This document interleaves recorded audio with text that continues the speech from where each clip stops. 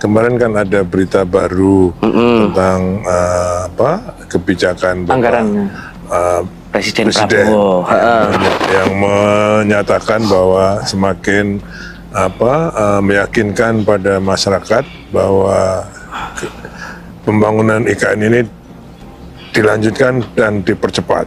Dilanjutkan dan dipercepat ya? Karena beliau mempunyai target tahun 2028 menjadi ibu kota politik. Oke. Sampai ngerti nggak? Ngerti, Pak. Ngerti nggak? Artinya ibu kota politik itu apa? Ya, saya kurang. trias politika gedung-gedungnya udah ada semua. Oke, jadi sampai pintar juga. Iya, udah dibocorin. Jadi kalau ibu kota politik itu eksekutif, yudikatif, dan legislatif sudah berfungsi. Ya. Sehingga sebagai pemerintahan sudah bisa dilakukan di IKN. Harapannya dan keyakinannya dengan pemerintahan sudah mulai dilaksanakan di IKN, semua kegiatan akan dengan sendirinya akan otomatis ke sini. Iya, itu harapannya. Berarti 2028 nggak cuma sekali-sekali pas seremonial datang, tapi udah tiap hari. Sudah di sini. DPR rapatnya tiap hari. Sudah di sini. Bahkan beliau juga waktu dulu mempunyai cita-cita pelantikan presiden tahun 2009 sudah di sini. Di sini. Oh, itu ya disampaikan juga ke Pak Bas PR besarnya dulu. Itu, waktu dulu ya. Tapi yang kemarin 2028 ibu kota politik. Jadi saya sekarang ditugasi menyiapkan, membangun dan menyiapkan legislatif dan yudikatif, bukan hanya kantornya saja, tapi juga huniannya bagi para anggota dewan itu DPR. Bahwa itu kan kemarin salah satu komitmennya akhirnya menunjukkan penambahan jumlah anggaran 48,8 triliun itu. Itu untuk APBN saja. Itu APBN aja. Padahal kan penganggaran pembiayaan dari IKN ini tidak hanya APBN, tapi juga ada KPBU. Ya. Jadi kerjasama pemerintah dan badan usaha untuk membangun jalan, untuk membangun hunian 107 tower yang sekarang loh ya. Ini akan bertambah terus. Jadi kalau yang kemarin saya laporkan ada 60 triliun untuk dari KPBU. Oke. Dia justru lebih besar dari APBN-nya. Oh ya harus kan. Karena jangan sampai mengganggu postur APBN-nya terlalu banyak kan gitu ya. Memang harus kita arahnya ke sana. Yang swasta murni sampai bulan ini ada 6,5 triliun. Bulan ini yang mau di groundbreaking. Hotel, perkantoran, restoran itu nanti akan yang siap untuk dilaksanakan pada kuartal 1 ini. Artinya itu tuh menjawab keraguan sebenarnya, Fred. Orang-orang kadang ini lanjut enggak nih gitu tuh Pak. Iya. Nah, membawa berita ini bukan hanya untuk masyarakat tapi juga para investor. Oh iya. Makanya kami juga sudah mengundang beberapa investor yang sudah groundbreaking yang lalu untuk segera bangun. Ada 6 bank yang sudah mau bangun kuartal 1 ini.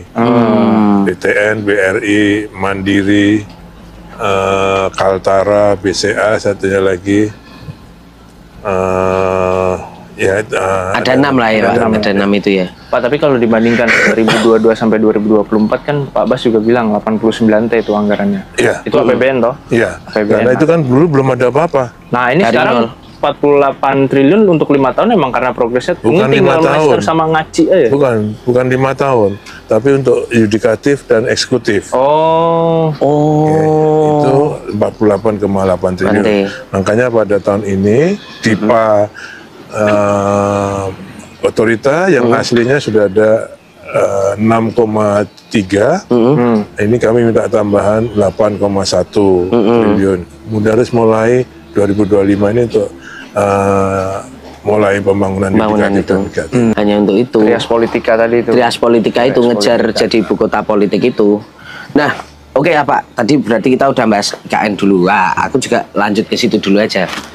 Pak Bas kan kalau kita lihat dulu sebelum jadi kepala otorita kan PUPR tuh Pak. 2 tahun yang lalu katakanlah 3 tahun yang lalu lah 2022 ketika awal ngawali banget gitu Pak. Kan dari nol toh Pak. Masih hutan ya. Masih hutan banget dari nol.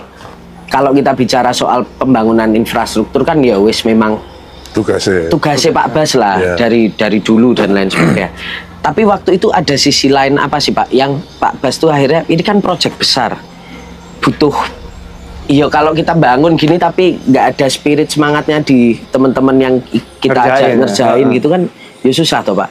Pak Bas waktu itu ketika akhirnya awal ngawalin bangun itu dapat tugas dari Pak Jokowi yang dibangun dulu, dibentuk sama Pak Bas ke anak buah tuh apa Pak instruksinya? Pertama kita ini membangun sejarah. Oh. Ya. Sudah sejak kapan? Sejak zaman Mataram itu pemindahan ibu kota, dulu kerajaan Mataram itu sudah dimulai. Bahkan sejak ibu kota negara Indonesia pun sudah mulai dicanangkan oleh Bung Karno, oleh Pak Harto, oleh Pak SBY, ya, tapi belum terlaksana. Jadi dengan keputusan pemerintah Pak Jokowi waktu itu memindahkan, ini kita tidak semua orang mempunyai kesempatan untuk ikut membangun sejarah ibu kota. Ya, apa yang tadi disampaikan benar bahwa kami tidak ada satupun orang yang di PUPR ini mempunyai pengalaman membangun kota. Kalau membangun infrastruktur semua bina marga membangun jalan, SDM membangun bendungan irigasi, Cipta Karya membangun gedung-gedung, itu sudah oke. Tapi membangun kota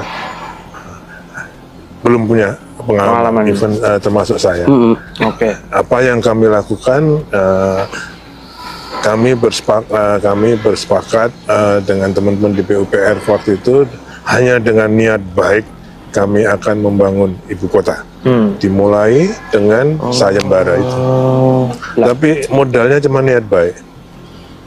Jadi justru itu yang awalnya Pak Bas. Lah tapi waktu itu tantangan paling beratnya apa Pak? Ya kalau bangun kan biasa, ya kan. Tantangan yang paling beratnya kita mikirkan logistiknya gimana nih. Ya, makanya kita membangun dermaga logistik di Pulau Balang itu, ya kan.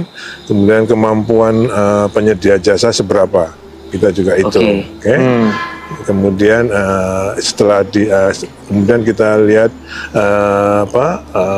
perencanaan. Jadi SDM